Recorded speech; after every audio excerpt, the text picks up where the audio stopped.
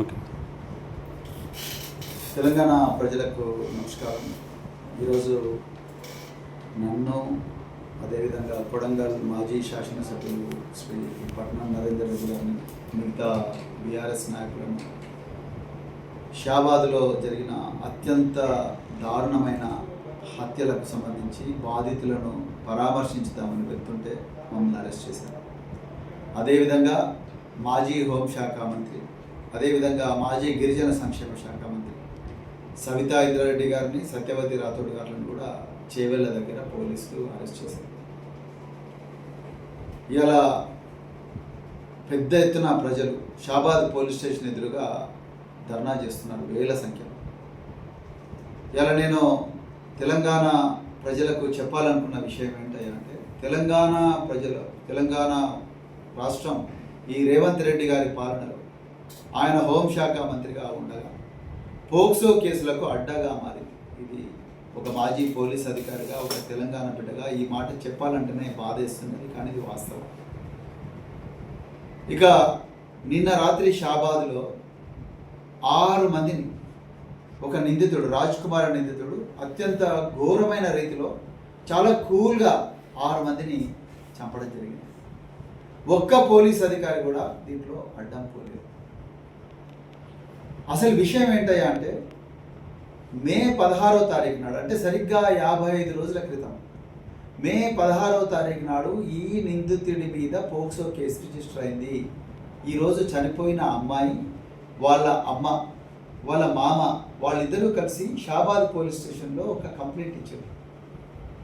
ఈ కంప్లైంట్ ఇచ్చిన తర్వాత ఒక్కరోజు కూడా ఆ నిందితుడిని, ఆ రాజ్ కుమార్ నిందితుడిని పోలీసు వాళ్ళు పోలీస్ స్టేషన్కి తీసుకురాలేదు. 55 రోజులు. అయ్యా రేవంత్ రెడ్డి గారు, మీరు ప్రతి చోట కూడా కోట్లాది రూపాయలు ఖర్చు చేస్తూ మీటింగులు పెడుతూ రాష్ట్రంలో తెలంగాణ తొలి ముఖ్యమంత్రి కేసీఆర్ గారిని, బీఆర్ఎస్ పార్టీ నాయకులను, ఇంకా మిగతా అందరి ప్రజలను కూడా వెటకారం చేస్తూ నిందిస్తున్నారు కదా. ఒక్కసారి మీ ఓన్ హోమ్ శాఖలో ఏం జరుగుతుందో చూసుకోండి. 55 రోజులు ఒక నిందితుడిని మీరు అరెస్ట్ చేయకుండా ఉంటే, ఆ బాధితురాలి తల్లిదండ్రులు, ఆ బాధితురాలి ముఖ్యంగా తండ్రి, ఆ బాధితురాలి తల్లి, అదేవిధంగా వాళ్ళ మామ ఇద్దరు కలిసి పోలీస్ స్టేషన్కు 4-5 సార్లు పోయి కూడా ఎందుకు సార్ వాడిని తీసుకురావడం లేదు, వాడు ఎట్లయినా మమ్మల్ని చంపుతాడు అని చెప్పి బాధ వెళ్ళగక్కినా కూడా మీ మనసు కరగలేదు, మీ పోలీసుల మనసు కరగలేదు. చివరికి మీరు చూసిండ్రు కదా, నిన్న రాత్రి 6 మందిని చాలా కూల్గా నరికేసిపోయాడు ఆ దుర్మార్గుడు. ఇప్పటికి కూడా వాడు దొరకడం లేదు. అదే మే 8వ తారీఖు నాడు పేట్ బషీరాబాద్ పోలీస్ స్టేషన్లో కేంద్ర హోంశాఖ మంత్రి బండి సంజయ్ వాళ్ళ కొడుకు బండి భగీరథ్ను కూడా 9 రోజులు మీరు అరెస్ట్ చేయలేదు.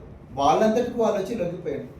ఇందులో కూడా నిందితుడు వానికి ఎప్పుడో టైం దొరికినప్పుడు వచ్చి కోర్టులో యాంటిసిపేటరీ బెయిల్ తెచ్చుకున్నాడు. ఇంతకన్నా నీచమైన నికృష్టమైన పని కొట్టుంటుందా రేవంత్ రెడ్డి గారు?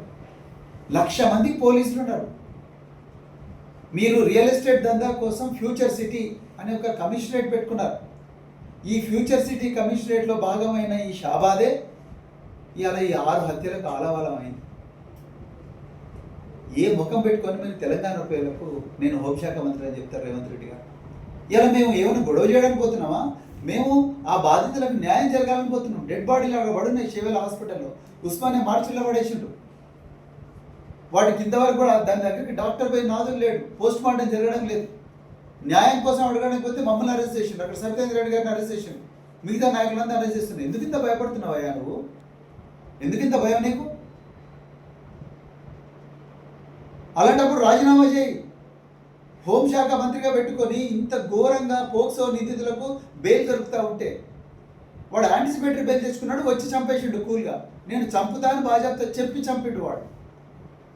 ఏం యాక్షన్ తీసుకున్నారు మీరు పోలీసుల మీద? మీరు 55 రోజులు ఏం రివ్యూ చేసిండ్రు? ముఖ్యమంత్రి గారు, మీ డీజీపీ ఏం రివ్యూ చేసిండు? మీ కమిషనర్ ఏం రివ్యూ చేసిండు? మీ రియల్ ఎస్టేట్ దందాలకు రక్షణ ఇవ్వడం తప్ప ఎక్కడుంది ప్రజల ప్రాణాలకు రక్షణ?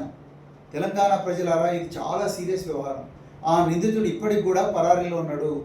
వాడిని ఇంతవరకు పట్టుకోలేదు ఈ పోలీసులు. 55 రోజుల నుంచి పట్టుకోలేదు, ఇప్పుడు కూడా పట్టుకోలేదు. 6 మందిని చంపాడు వాడు. మన ప్రాణాలు మనమే కాపాడుకోవాలి మిత్రులారా. ఈ పోలీసులతో కాదని చాలా క్లియర్గా తెలిసిపోయింది. ఈ తెలంగాణ పోలీసులు ఆ తిరుపతి రెడ్డి, కోండల్ రెడ్డి, రేవంత్ రెడ్డి సోదరులైనా వాళ్ళకు రక్షణ ఇవ్వడంలో బిజీగా ఉన్నారు. వాళ్ళకు అత్యాధునిక విదేశాల నుంచి తీసుకొచ్చిన ఆయుధాలు దిగుమతి చేసి వాళ్ళకి రక్షణ ఇస్తున్నారు, వాళ్ళ దందలకు రక్షణ ఇస్తున్నారు. కానీ పేద ప్రజల ప్రాణాలకు, అమ్మాయిల ప్రాణాలకు, ముసలోళ్ళ ప్రాణాలకు రక్షణ లేదు ఈ రాష్ట్రంలో. తప్పకుండా దీన్ని మేము ఖండిస్తున్నాం.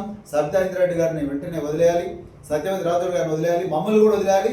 మేము పోయి మమ్మల్ని షాబాద్లో మేము ప్రజలతో కలవాలి. మమ్మల్ని వదిలేసేదాకా మేము ఇంట్లోకి వెళ్ళి బయటకు వెళ్ళాలి. జై తెలంగాణ, జై కేసీఆర్.